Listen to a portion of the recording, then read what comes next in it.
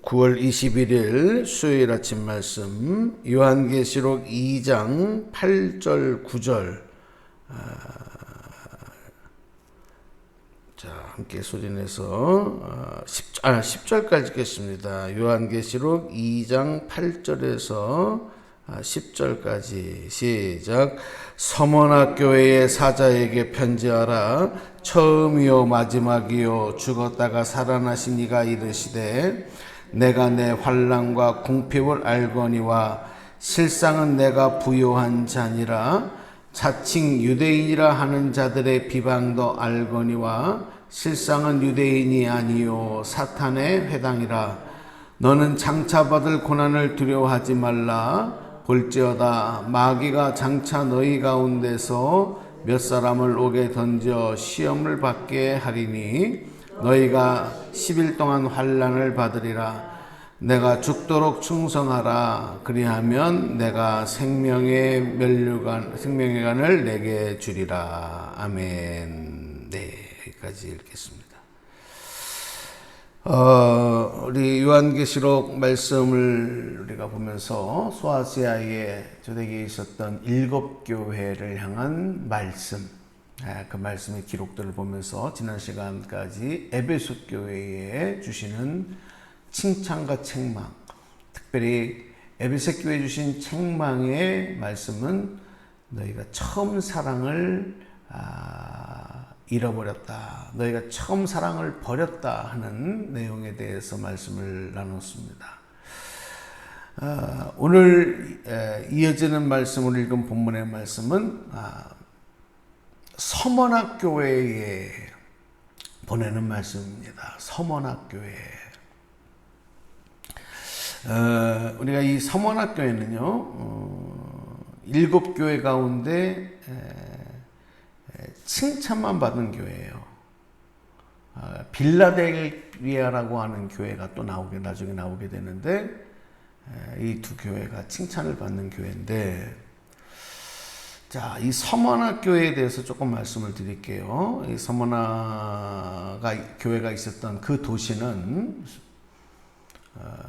무역과 상업이 굉장히 발전한 도시였습니다. 그러다 보니까 자연스럽게 굉장히 풍요로운 도시였고 사람들도 많은 사람들이 모여 살고 있었습니다. 큰 도시였습니다. 그런데 한편으로는 또 이 서머나 도시에는 신전들이 굉장히 많이 있었습니다. 우리가 잘 귀에 익숙한 이 아폴로 신전 같은 이런 신전이 있었고, 해마다 이 신전에서는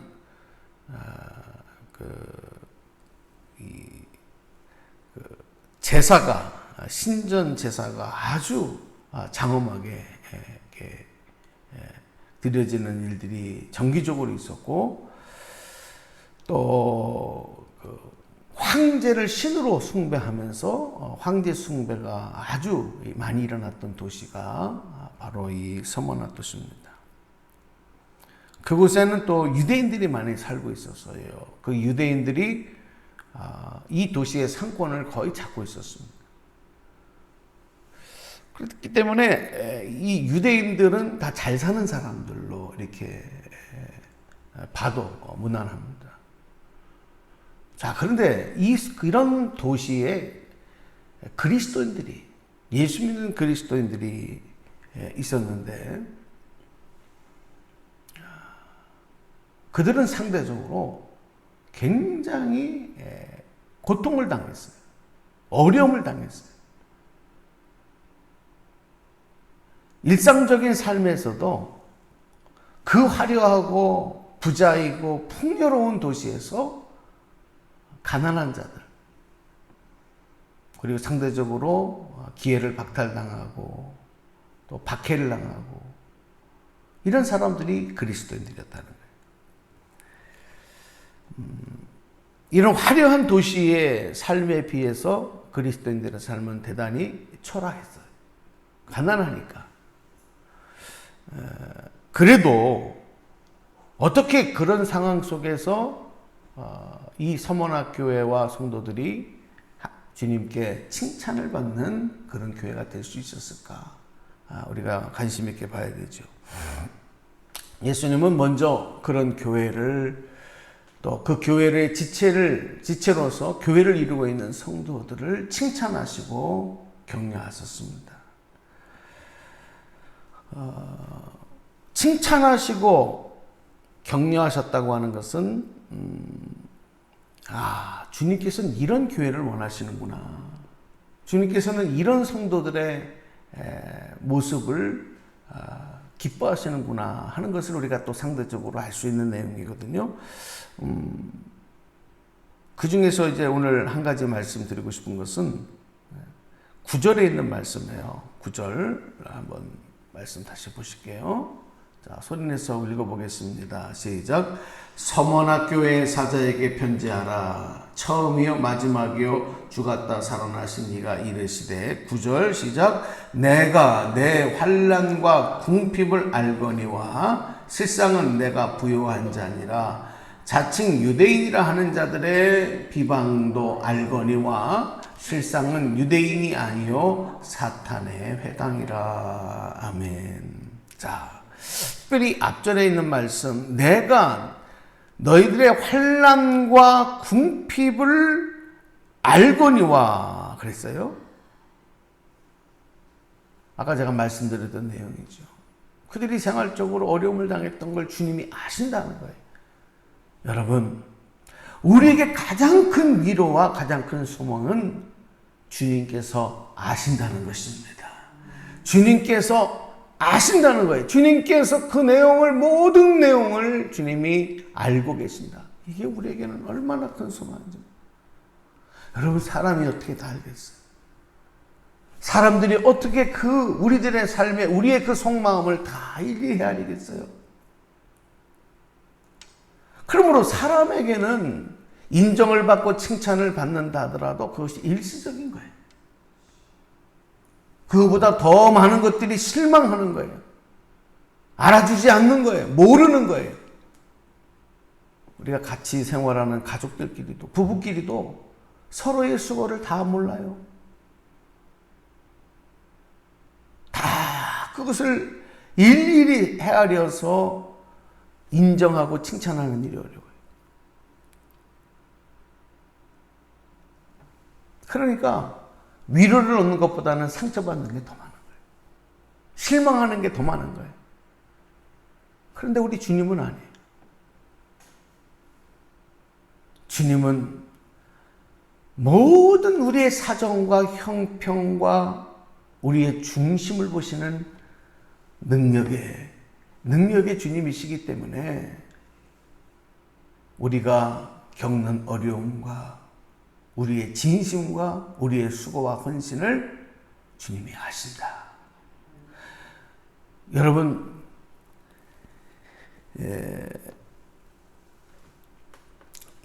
이 서머나 성도들은 특별히 그 일상의 삶에서 유대인들에게 굉장히 배척을 당합니다.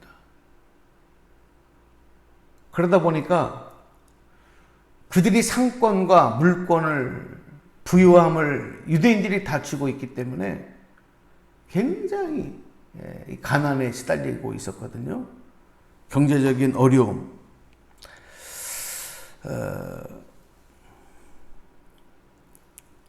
또 사회적으로 기회가 어떤 주어질 때에 힘 있는 자들에게 먼저 그 기회가 하다 보니까 어떤 어려운 일과 형편들을 돌아보는 일들이 이 그리스도인들끼리만 이렇게 주고받을 수밖에 없었던 거예요.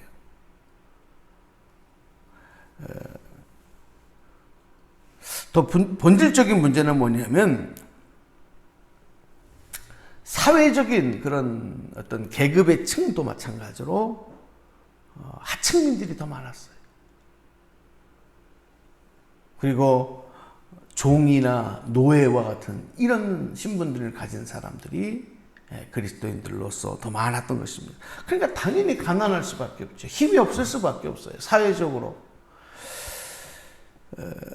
이런 모습이 결국 그들이 게을러서나 아니면 나태해서 열심히 일하지 않아서가 아니라 그런 사회적인 구조로 인해서 어쩔 수 없이 그들이 그렇게 살아가야 되는 형편이었던 것이죠. 이 화려함 속에 감추어졌던 사실 안타까운 어두운 한 단면을 보는 것입니다. 사실 우리가 인생을 살면서 어려움이 찾아올 때 우리나라도 예전에 겪었던 일이지만 극심한 가난의 고통, 정말 우리가 이렇게 세계 10위권 안에 들어가는 6위다 7위다 이렇게 얘기할 정도로 경제적인 큰 발전을 이룬 것은 얼마 되지 않은 사실입니다. 저도 나이가 많지 않지만 제가 어렸을 때만 하더라도 정말 힘들고 어려운 일들이 많았어요. 사회적으로, 개인적으로, 가정적으로. 경제적인 어려움은 결국 가난의 고통으로, 사회적으로. 그러다 보니까 영적으로도 그 가난의 이 고통이 우리를 힘들게 만들고 무력하게 만들 때가 많아요. 욥도 당대의 큰 부자였고 그리고 의인으로 이렇게 존경을 받던 믿음의 사람이었는데 이 사단이 그 욥의 믿음을 시험하기 위해서 제일 먼저 시험거리로 갖다 준 게 뭡니까? 그의 재산, 물질적인 것을 치지 않습니까? 이 사단이 욥의 소유와 관계된 그런 재산을 다 분비박살 내버리면 그 믿음도 무너지고 욥이 하나님을 저주하고 부인할 것이다. 이렇게 생각을 했어요.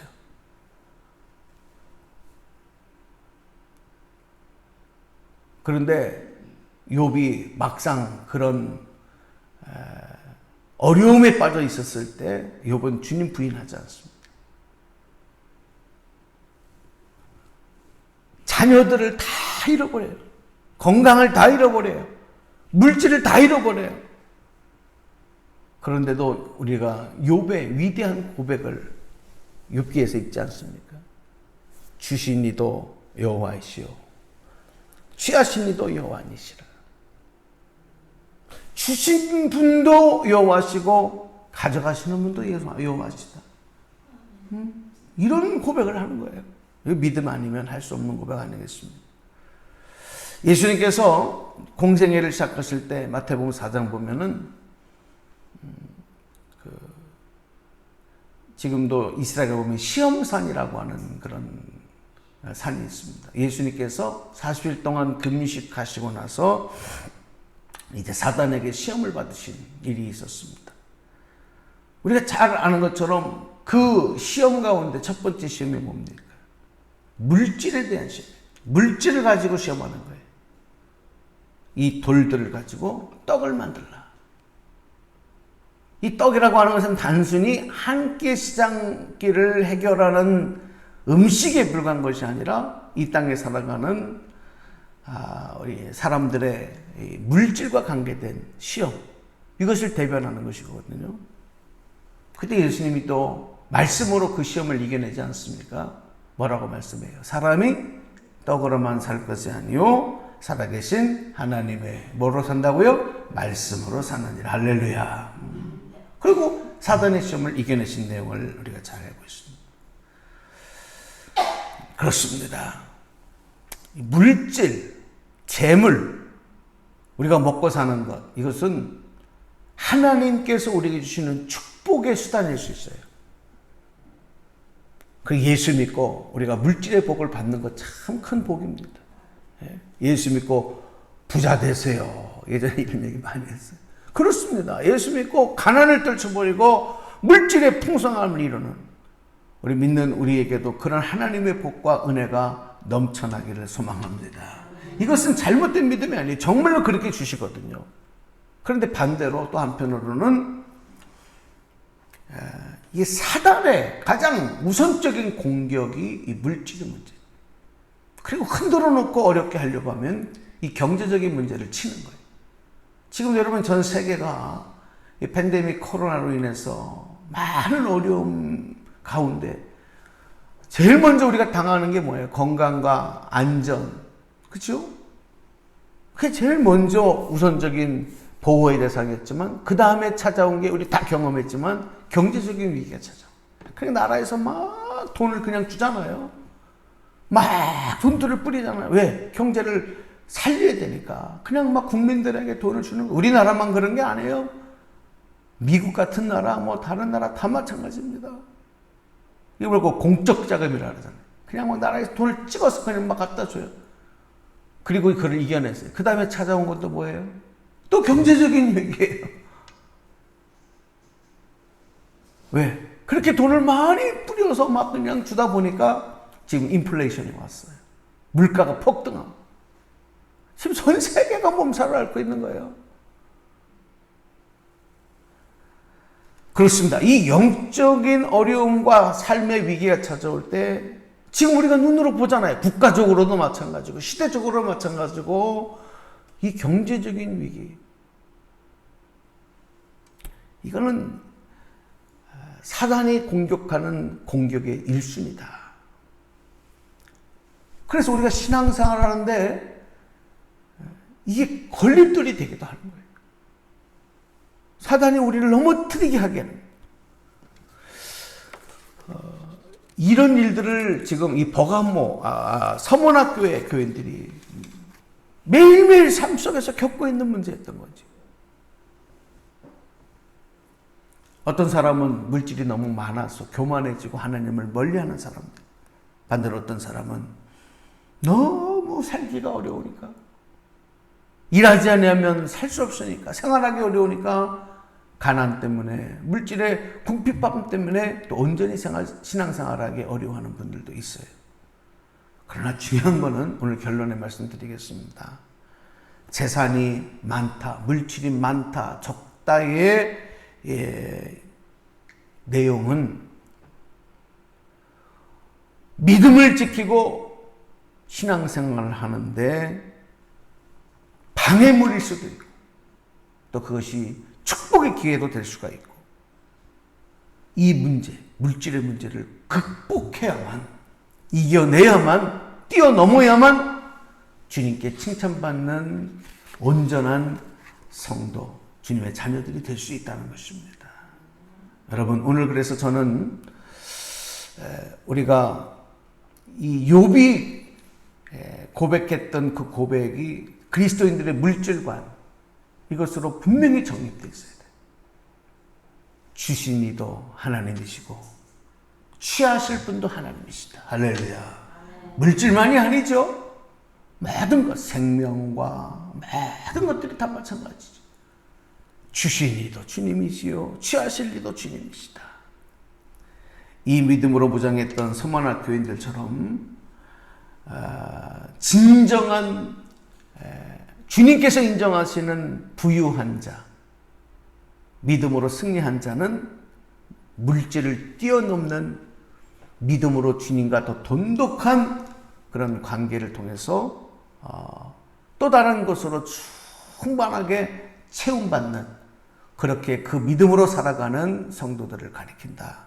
오늘 우리가 이런 서문학교의 성도들과 같은 삶이 되기 위해서 지금 전 세계적으로 또 국가적으로 시대적으로 겪고 있는 이런 인플레이션 상황들, 물가가 폭등하고 그리고 일자리들이 줄어들고 살기 어려워지는 시대에도 우리 성도들은 믿음으로 승리하기 위해서 더 힘차게 나아가야 된다. 오늘 이 말씀 붙잡고 주님께 칭찬받는 저와 여러분 되기를